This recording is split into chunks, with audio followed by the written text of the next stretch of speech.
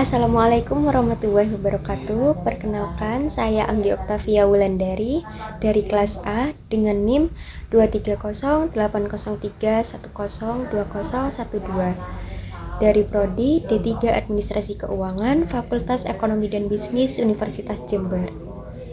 Tujuan pembuatan video ini untuk memenuhi tugas ujian tengah semester dari mata kuliah Bank dan Lembaga Keuangan Non-Bank. Di sini saya akan mempresentasikan materi dari kelompok 2, yaitu tentang pasar uang dan pasar modal. Pokok pembahasan yang akan dibahas yaitu yang pertama, pasar uang terdiri dari definisi, ciri-ciri, pelaku, fungsi, dan tujuan. Sedangkan untuk pasar modal terdiri dari definisi, instrumen, jenis-jenis pasar modal, dan entitas yang terlibat dalam pasar modal. Pasar uang merupakan sebuah mekanisme pasar yang memungkinkan bagi seseorang untuk dapat melakukan transaksi melalui bank maupun lembaga sekuritas keuangan bukan bank. Dalam transaksinya, pasar uang memiliki beberapa instrumen di dalamnya yang secara umum instrumen ini hadir dalam bentuk surat berharga. Berikut adalah daftar surat berharga yang bisa diperdagangkan melalui pasar uang. Yang pertama, yaitu surat berharga pasar uang atau SBPO. Yang kedua, yaitu sertifikat Bank Indonesia atau SBI. Yang ketiga, deposito. 4, promissory notes. 5, treasury bills. 6, bankers acceptance. 7, commercial paper. Pembahasan yang kedua yaitu ciri-ciri pasar uang. Ciri-ciri pasar uang sendiri ada 5. Yang pertama, pasar uang tidak terikat pada tempat, yaitu tidak memiliki lokasi atau tempat fisik bertemunya penjual, perantara, dan calon pembeli. Karena itu, pasar uang sering disebut sebagai tempat yang abstrak. Yang kedua, tidak terorganisir. Karena ketiadaan tempat transaksi khusus dan otoritas langsung yang mengatur, pengelolaan pasar uang menjadi kurang terorganisir. Meskipun begitu, keberlangsungan pasar uang tetap diawasi dan dipayungi hukum turunan bank sentral di setiap negara.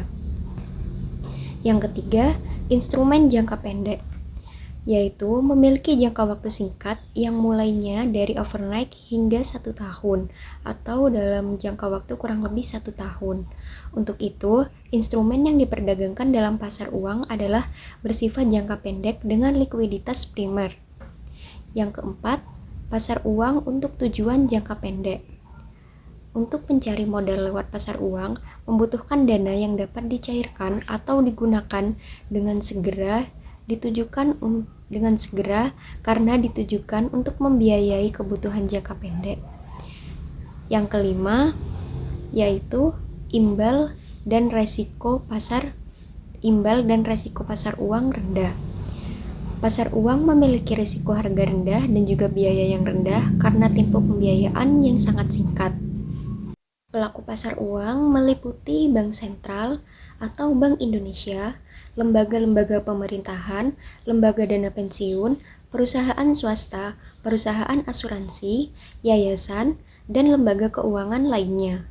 Selanjutnya yaitu fungsi pasar uang. Yang pertama, sebagai perantara dalam perdagangan surat-surat berharga berjangka pendek. Yang kedua, sebagai penghimpun dana berupa surat-surat berjangka pendek. Yang ketiga, sebagai sumber pembiayaan bagi perusahaan untuk melakukan investasi. Yang keempat, sebagai perantara bagi investor luar negeri dalam menyalurkan kredit jangka pendek kepada perusahaan yang ada di Indonesia. Tujuan pasar uang dapat dilihat dari dua pihak, yaitu dari pihak yang membutuhkan dana. Pasar uang bertujuan untuk memenuhi kebutuhan jangka pendek, untuk memenuhi kebutuhan likuiditas, untuk memenuhi kebutuhan modal kerja yang sedang mengalami kalah keliring. Sedangkan dari pihak yang menanamkan dana, pasar uang bertujuan untuk memperoleh penghasilan dengan tingkat suku bunga tertentu, membantu pihak-pihak yang mengalami kesulitan keuangan, serta spekulasi. Setelah membahas tentang pasar uang, selanjutnya saya akan membahas tentang pasar modal. Tentunya kita tidak asing dengan kata atau istilah pasar modal ini. Mungkin beberapa dari teman-teman juga sudah ada yang mengetahui tentang definisi dari pasar modal sendiri. Jadi di sini definisi pasar modal adalah kegiatan yang berhubungan dengan perdagangan modal seperti obligasi dan juga efek. Pasar modal berfungsi menghubungkan investor, perusahaan, dan institusi pemerintah melalui perdagangan instrumen keuangan yang berjangka panjang. Pasar modal cenderung menawarkan pendanaan jangka panjang. Untuk itu, instrumen yang diperdagangkan dalam pasar modal biasanya berupa saham, obligasi, serta reksadana. Di luar itu, pasar modal juga memiliki instrumen lainnya seperti Exchange Traded Fund atau ETF dan derivatif. Instrumen pasar modal sendiri ada 5, yaitu yang pertama, saham. Saham merupakan bentuk kepemilikan dalam sebuah perusahaan. Pemegang saham memiliki hak atas sebagian kepemilikan perusahaan dan berhak mendapatkan dividen jika perusahaan menghasilkan keuntungan. Yang kedua, obligasi. Obligasi merupakan surat utang yang diterbitkan oleh perusahaan atau pemerintah. Pemegang obligasi meminjamkan uang kepada penerbit dalam pembayaran bunga reguler dan pembayaran kembali pokok saat jatuh tempo. Yang ketiga, reksadana. Reksadana merupakan wadah investasi yang mengumpulkan dana dari berbagai investor dan menginvestasikannya dalam berbagai instrumen seperti saham, obligasi, dan properti. Yang keempat, Exchange Traded Fund atau ETF merupakan dana investasi yang diperdagangkan di bursa efek seperti saham. Instrumen ini melacak indeks atau komoditas tertentu dan memungkinkan investor membeli sebagian kepemilikan dalam portofolio tersebut. Yang kelima, surat berharga derivatif. Instrumen ini mencangkup berbagai kontrak derivatif seperti opsi dan futures yang memungkinkan investor berspekulasi tentang pergerakan harga saham, indeks, mata uang, ataupun komoditas tanpa memiliki aset fisik. Jenis-jenis pasar modal ada 2, yaitu yang pertama pasar perdana. Disinilah tempat di mana penjualan efek-efek atau surat berharga diperjualbelikan untuk pertama kalinya sebelum masuk ke bursa efek. Periode yang disebut pasar perdana terhitung dari penawaran saham atau efek pertama yang dilakukan oleh pihak penjamin emisi melalui perantara pedagang efek yang berperan sebagai agen penjual saham. Harga saham tetap ketika masih berada di pasar perdana sebab jumlahnya terbatas dan investor tidak selalu mendapatkan jumlah yang ditawarkan. Yang kedua, pasar sekunder. Di pasar sekunder, jual beli efek sudah tidak berlaku untuk perusahaan.